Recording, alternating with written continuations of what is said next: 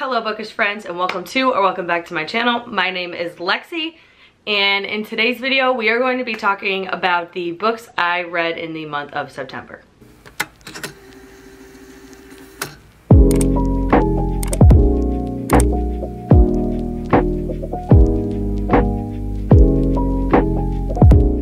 I'm apologizing in advance for my little raspy voice. It was a long weekend. I lost it and now it's slowly coming back. But we are going to talk about the books I read in the month of September. Let me count them up first. I read 8 books in the month of September. It wasn't like looking at this pile in front of me, it wasn't my best reading month, rating wise. I read 8 books is a decent amount. Oh, here comes Louie. Oh, Louie, come here. Come lay down and be quiet, please. Thank you. So I read a decent amount of books. I'm not mad about reading only 8 books this month. I'm more so mad about the rating. Now that I'm looking, it's only really a couple of books. But you know what? We'll talk about it. So let's just get right into this video. I will share my thoughts on each book I read this month. First book I read this month was The Coworker by Frieda McFaden, which I read on my Kindle, so I will put it, where did I listen to? No, I read it on my Kindle. I'll put the picture right here. This was a disappointment, if I'm being honest. I loved The Housemaid and The Housemaid's Secret, and I read one other book from her. I just can't remember what it was off the top of my head, and loved those books. So when I read The Coworker, I finished it and I was like, that was it. What? I'm trying to think of what it was about. It was about these 2 co-workers. One went missing and then the other one is getting essentially framed for her murder. It just goes through that, and then there is a plot twist, but I was kind of read that before. Not my favorite Frieda McFaden book, but also not the worst book ever. I don't know. I just feel coming off reading The Housemaid and The Housemaid's Secret, that book was kind of meh. It wasn't fantastic, and after I read it, I was like, okay, I'm probably never gonna think about that book ever again. And the amount of times the word turtle was in this book is out of control. Everybody that has read it is gonna understand the reference to turtles, but the amount of times that word turtle was in the freaking book was just, I think it annoyed me. But I'm not gonna talk about that book anymore because not worth my time. Okay.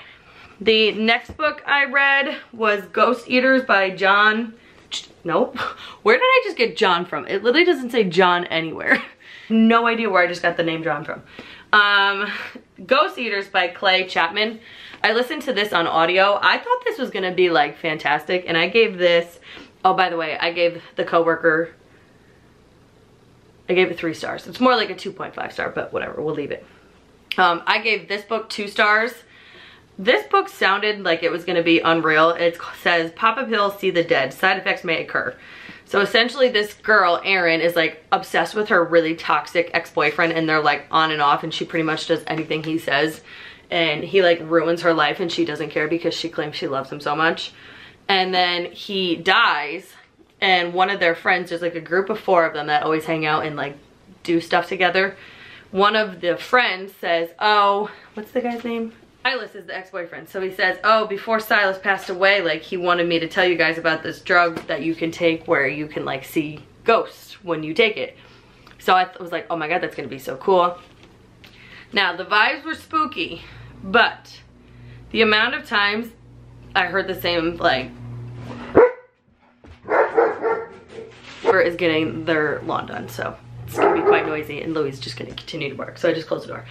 But I feel every scene in this book was just the same. It was this main character, Erin, taking this drug called Ghost to see her ex-boyfriend Silas, and it just ruins her life. She takes it the day before she starts a new job, fucks up the job, does it's just constant chaos, and it was so annoying. I don't even think I finished this. I think I DNF'd this at 70% because I was nope. Oh, I did. On Goodreads, I wrote DNF at 67% because I couldn't care what happened if I tried. So yeah, this was a letdown. This book I can leave. Then the next book is, I think, my only 5 star of the month. definitely my only 5-star of the month, and that is Victory Gallop by Sarah Ward. This is a debut middle grade novel about a girl, Harper, who deals with panic attacks, and she rides horses, loves being around horses. That seems like it's the one thing that kind of like keeps her mellow. But there is a bully at the barn that she rides with who just like makes her life miserable at the barn and at the school that they go to. So it just goes through all that, and all Harper wants to do is like compete in horse shows and win just like one time.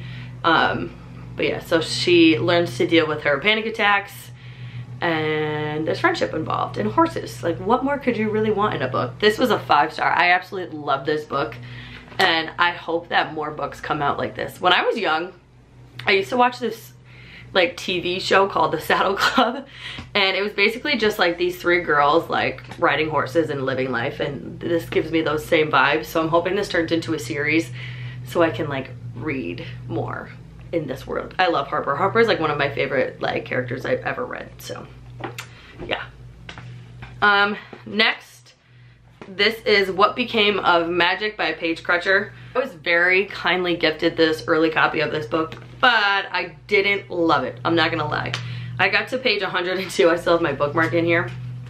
And I was just like, if I continue to read this, I'm gonna put myself in a huge reading slump. So I put it down thinking I was gonna pick it back up, but honestly I haven't wanted to or thought about it since then. The reason being is that the story has a lot of like potential, and it sounded really good. It's basically this girl who has a very special like power and ability, and it goes to like this town that isn't on the map, and they need her to like get magic back, but magic is a person, blah blah blah. But it's just very wordy and very like metaphorical, where it's like everything is a reference to something rather than just like plot. Like I don't even know how to describe it. It's just very wordy, and I was just getting really confused. And it seems like there's a lot of different like mini plots going on within the big plot. And the other thing about this is there was no like page breaks when something would like happen, and it would, in one single paragraph, it would be like, okay, a line is 19 years old, found these 3 sisters at a bookstore, blah blah blah, and then in that same paragraph it was like, okay, now at the age of 30 a line has done this, and it's like, whoa, when did we skip like that many years? So I don't know, this was just confusing to me. I'm not gonna completely write it off yet. I may try to read it again. This came out I think September 26th or something like that, and it is getting an audiobook, so I might try the audiobook for this. So yeah. This is not rated because obviously I did not finish it. Okay, next we have You Again by Kate Goldbeck. Let's just have a moment for this cover, please. Like this screams fall. I love this book. This is a hefty romance book, but the words are like huge, so it's fine. I got this for Book of the Month for the month of September. Obviously it has the Book of the Month logo, which if you want to get your very first Book of the Month book for only $5, you can use the code that's in my description box. I am not a partner with Book of the Month, even though I want to be. It's not an affiliate link or anything. It just gives you $5 and then I get a credit for a book. So it's a win-win situation. You get your first book for $5 and then I get a free add-on. So you can use that link that is down in my bio if you want to join Book of the Month. I absolutely love it, so I feel like you will too. I feel like this kind of book I've never really read before. Louie! Like this kind of story I've never read before. It's about these 2 characters, Ari and Josh, who Ari is bisexual and lived with this roommate. I don't remember the roommate's name, but she had a roommate who was dating Josh, but Ari and the roommate were also sleeping together, so they found out they were sleeping with the same girl, hated each other, and then it skips like 3 years in the future. They run into each other again, hate each other then, and then it skips like months later. They meet each other again, have another bad experience, and then it's just, they met like so many different times and didn't like each other, and then one time they meet, it's a new, I think it's, after New Year's or something like that, and Ari is recently divorced from her ex-wife. Mom? Yes. Okay, sorry about that. All of a sudden I heard like flip-flops in my house, and I was like, somebody's in my house, and I was like, the only person it could be is my mom.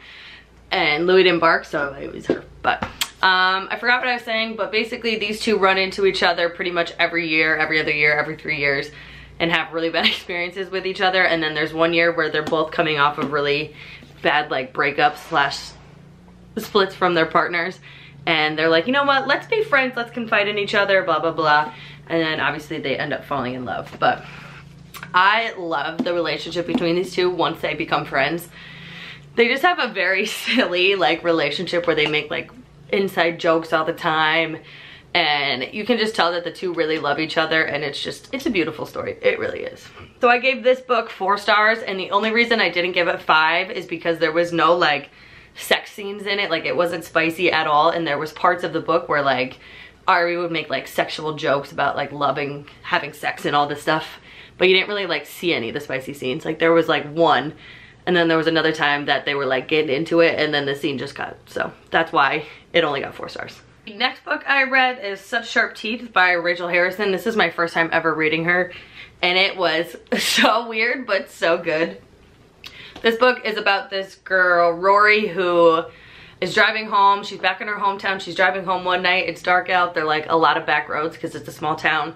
And she hits something with her car, goes out to inspect it, and then gets attacked by this like werewolf monster creature thing. And then as time goes on, she starts to like get these like unnatural abilities. Like she's really hungry, only wants meat, unnaturally strong with an aversion to silver, and suddenly the moon has her in its thrall. She's changing into someone else, something else, maybe even a monster. She basically gets attacked by a werewolf and is slowly transitioning into a werewolf. And when there's a full moon, she goes through a full transition where like her body changes and everything, so she has to learn to live with it and like maintain a normal life. She's currently living with her sister, and her sister's pregnant, so she has to like learn how to like control her urges and just figure it out. And then she finally tells her sister like, hey, by the way, I'm turning into a werewolf. And she's just like, her personality and like her outlook on this whole thing is just funny. Like she literally says, oh yeah, by the way, I'm a werewolf.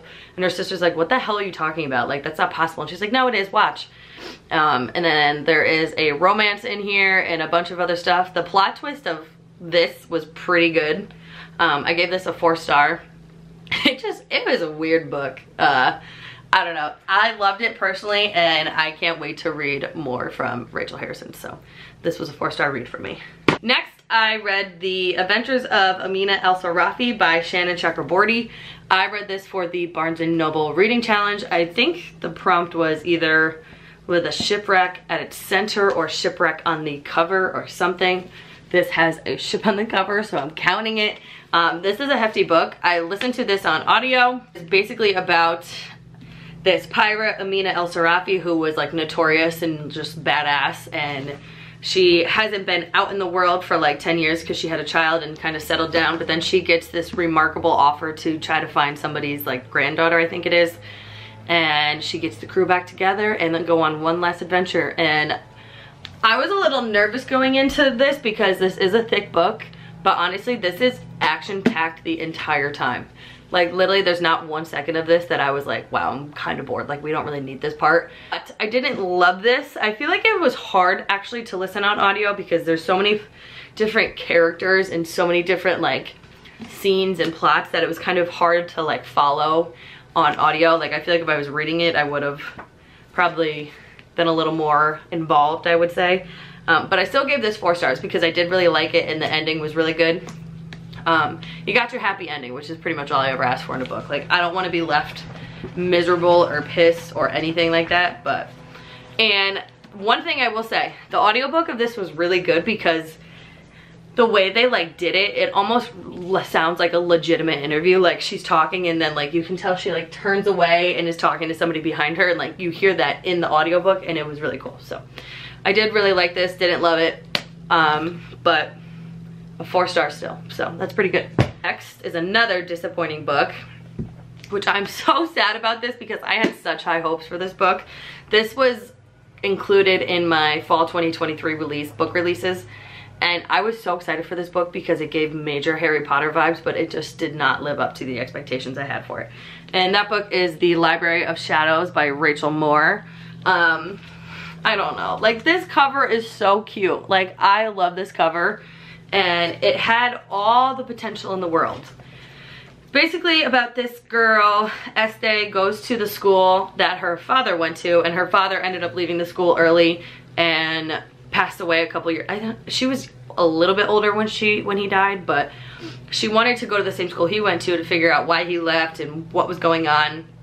And then she meets this boy, Mateo, who ends up being a ghost, and the two of them try to figure out like what's going on at this school. Why is it so haunted? Why is it known for being haunted? Like, there's this book of fades that they are trying to find and whatnot. Like, there was a lot of potential in this, but literally nothing happened until the last 20 pages. Like, the whole beginning of this book, the whole like 2/3 of this book was pretty much just like Este and Mateo messing around with his other ghost friends and like hearing about them, and her just like wandering around the library like thinking about her dad and whatnot.